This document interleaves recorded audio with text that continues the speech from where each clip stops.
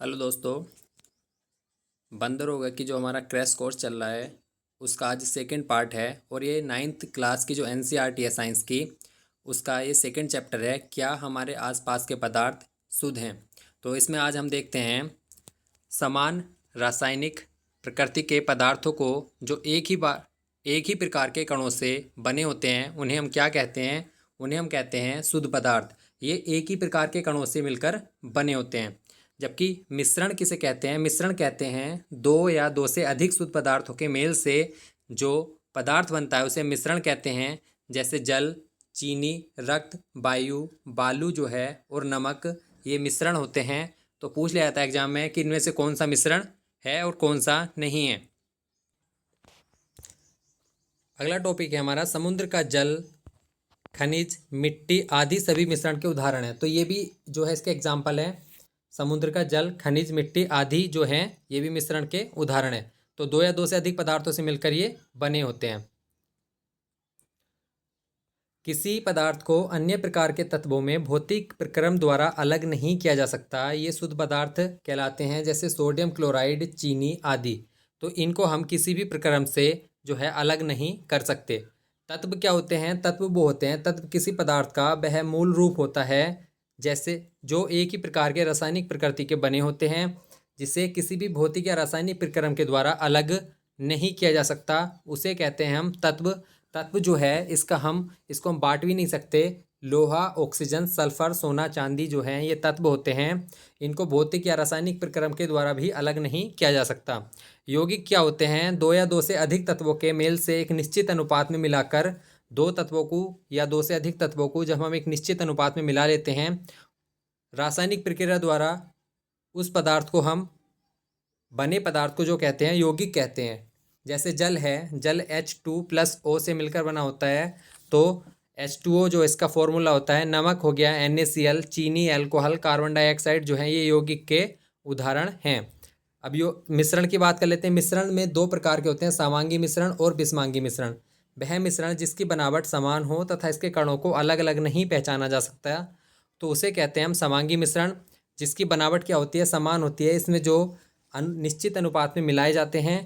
और जो असमांगी मिश्रण होता है उसमें जो है अनिश्चित अनुपात में मिलाए जाते हैं। तो जो निश्चित अनुपात में मिले होते हैं उसे समांगी मिश्रण कहते हैं। जबकि अनिश्चित अनुपात में जो मिल जाते हैं, जिसके अंश भौतिक रूप से भी अलग होते हैं, इनके कण अलग अलग पहचाने जा सकते हैं, उसे हम विषमांगी मिश्रण कहते हैं। जैसे लोहे के बुरादे और बालू का मिश्रण जो है इनको हम अलग अलग भी पहचान सकते हैं। तो ये असमांगी मिश्रण, विषमांगी मिश्रण होता है। दो या दो से अधिक पदार्थों के समांगी मिश्रण को विलयन कहते हैं। विलयन पदार्थ की तीनों अवस्था में पाया जाता है। ठोस, मिश्र धातु हुआ। द्रव की बात करें तो नींबू पानी, और गैस का उदाहरण है वायु। तो जो विलयन होता है वो तीनों रूपों में पाया जाता है। विलयन के कण समान रूप से वितरित रहते हैं, अर्थात इसके कणों को अलग अलग पहचाना नहीं जा सकता। जैसे नींबू, चीनी, पानी में एक ही स्वाद होता है। तो जब हम इसका मिश्रण जो देखते हैं विलयन का, तो उसमें एक ही स्वाद होता है, तो इसको अलग अलग पहचानना मुश्किल होता है। जबकि विषमांगी मिश्रण है उसमें हम अलग अलग पहचान सकते हैं। लोहे के बुरादा और बालू का मिश्रण हो जाता है तो उसको अलग अलग पहचान सकते हैं। जबकि समांगी मिश्रण जो है वो एक सा रहता है, इसमें हम नहीं पहचान सकते। अब इसके प्रश्न देख लेते हैं। शुद्ध पदार्थ से आप क्या समझते हैं? वह पदार्थ जिसमें मौजूद सभी कण रासायनिक प्रकृति के हैं तथा एक ही प्रकार के कणों से मिलकर बने होते हैं, तो उसे हम शुद्ध पदार्थ कहते हैं। समांगी और विषमांगी मिश्रण जो होते हैं उसमें इसके संगठनों की बनावट समान होती है, जबकि इसकी बनावट जो है भौतिक दृष्टि से अलग अलग होती है। इसके विभिन्न अवयवों के बीच स्पष्ट पृथक्करण सीमाएं नहीं होती हैं। इसका एग्जाम्पल है शक्कर या चीनी का विलयन जो है ये समांगी मिश्रण होता है। जबकि विषमांगी मिश्रण की बात करें तो ये सोडियम क्लोराइड और लोहे की जो छीलन है ये जो है इसके उदाहरण हैं, तथा विभिन्न अवयवों को पृथक्करण सीमाएं होती हैं। ये भी समांगी और विषमांगी मिश्रण जो है इसका जो हमने पढ़ लिया। विलयन की बात करते हैं। विलयन, निलंबन और कोलाइड एक दूसरे से किस प्रकार भिन्न हैं, तो हम इन तीनों के बारे में पढ़ते हैं। विलयन, निलंबन और कोलाइड। विलयन की बात करें तो विलयन दो या दो से अधिक पदार्थों का समांगी मिश्रण है और इसके कणों में समांगिकता होती है। इसके कण इतने सूक्ष्म होते हैं कि आँख से नहीं देखे जा सकते हैं। विलयन में प्रकाश का मार्ग दिखाई नहीं देता है। छानने की विधि द्वारा विलय के कणों को विलयन से पृथक नहीं किया जा सकता। यह स्थायी होता है। तो ये इसकी जो है विशेषताएं हैं विलयन की। अब निलंबन की बात कर लेते हैं। यह एक विषमांगी मिश्रण है जबकि विलयन जो था वो समांगी मिश्रण था, और जबकि निलंबन जो है एक विषमांगी मिश्रण है। तो ये इनमें थोड़ा अंतर भी है। इसके कणों में समांगिकता नहीं होती है, इसके कण बड़े होते हैं, ये आंखों से देखे जा सकते हैं। इनके निलंबन कण प्रकाश के किरण को फैला देते हैं, इन्हें छानने की विधि से अलग किया जा सकता है, और ये अस्थायी होते हैं। तो ये निलंबन हो गया। कोलाइड जो हो गया, यह भी एक विषमांगी मिश्रण है। इसके कणों में भी समांगिकता नहीं होती है, इनका आकार छोटा होने के कारण इन्हें आंखों से नहीं देखा जा सकता।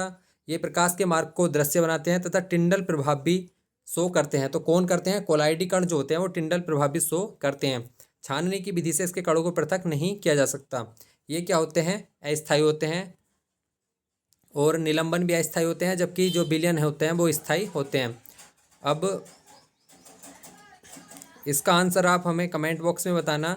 एक संतृप्त विलयन जो है 36 ग्राम सोडियम क्लोराइड को 100 ग्राम जल में 293 के पर घोला जाता है। इस तापमान पर इसकी सांद्रता कैसे प्राप्त करेंगे? तो इसका आंसर आप कमेंट बॉक्स में बता सकते हैं। तो ये हमारा आज सेकंड चैप्टर था। इसके बाद हम डेली कंटिन्यू एक चैप्टर की वीडियो बनाएंगे।